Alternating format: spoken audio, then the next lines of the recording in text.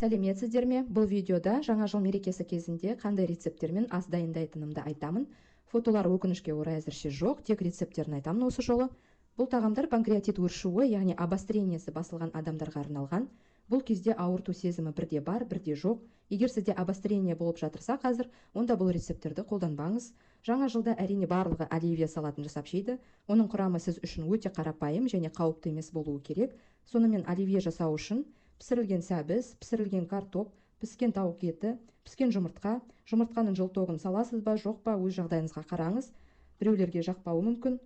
Келесі бұл қабығы аршылған қиярды да кішкене қосуға болады. Йогурт не қаймақ, оның майлығы аз болуы керек. Осы ингредиентті атап өткен барлығын араластырыңыз, өстіп оливье салатын жей аласыз. Келесі кезекте винегрет салаты, ол үшін піскен қызылша, піскен сәбіз, піскен картоп, кішкене ашытылған орам жапырақ, не квашеная капуста, және кішкене өсімдік не зәйтүн майын, яғни оливковое масло қосыңыз.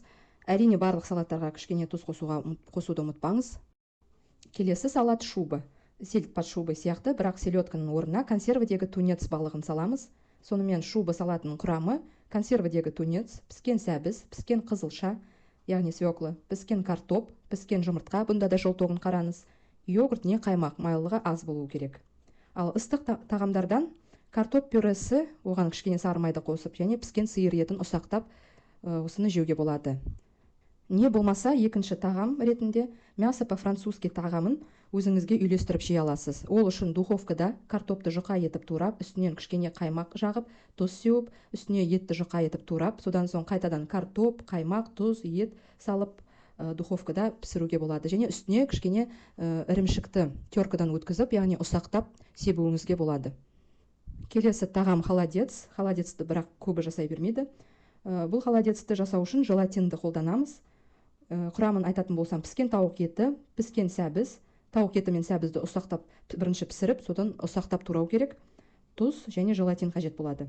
Желатинді салқын суға салып, араластыра отырып жай отта қайнатамыз. Желатин толық еруі керек. Содан соң бұл сұйықтықты алдын ала пісіріліп ұсақталған тауық еті және піскен сәбізбен араластырамыз, кішкене тұз қосамыз. Оларды түбі терең ыдыстарға салып, салқын жерге суытып қоямыз, балконға немесе холодильник, яғни тоңазытқышқа. Жаңа жылдық үстелдің келесі тағамы біз үшін теңіз өнімдерінен жасалған бутерброд. Ол үшін икра немесе қызыл балықты не колбасаны қолданып жатады, бірақ біз үшін ол қауіпті. Ұйқы безімізге ауыр тағам болып келеді, сондықтан олардың орнына креветканы қолдана аламыз. Креветканы супермаркеттен сатып ала аласыз. Оны пісіру керек және қабыршағынан тазартуыңыз керек.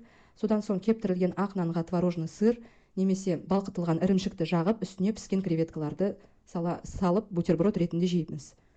Сусындар жөнінде айтатын болсам, алма шырыны, шие шырыны біреулерге жағады, біреулерге жақпайды. Сондықтан өзіңізге қараңыз. Шырынды міндетті түрде сумен араластырыңыз, тіптен тәтті болмау үшін. Және міндетті түрде бірден астан соң немесе аспен бірге ішіп отырыңыз. Шампанскайның орнына қайын шырыны, яғни березовый сокты іше аласыз. Тәттілерден мармелад, ақ зефир, пастила жеңіз. Және ферменттер жөнінде ұмытпаңыз.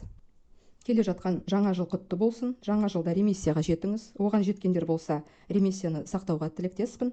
Ауырмайық. Егер видео ұнаса лайк басыңыз, каналыма тіркеліңіз. Үлкен рахмет. Сау болыңыздар.